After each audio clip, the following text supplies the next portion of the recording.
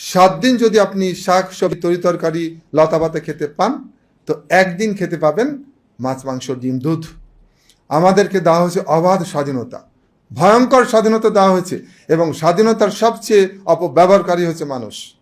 অনেক অ্যানথ্রোপোলজিস্ট বা নৃবিজ্ঞানীরা খুব জোর দিয়ে বলছেন যে আমাদের পূর্বপুরুষরা ছিলেন মূলত ভেজিটেরিয়ান, মানে তৃণভোজী, এবং এটা তারা ইমোশনালি বলছেন না। এর সপক্ষে তারা দুটো প্রমাণ উপস্থাপন করছেন। একটি হচ্ছে মুখ থেকে শুরু করে মলদ্বার পর্যন্ত যে আমাদের পরিপাকতন্ত্র, এর গঠন এবং দাঁতের গঠন। তো চলুন আমরা একটু, আজকের যুগে তো সব দেখা যায়, তো আমরা পরিপাকতন্ত্র এবং দাঁত একটু পর্যালোচনা করি।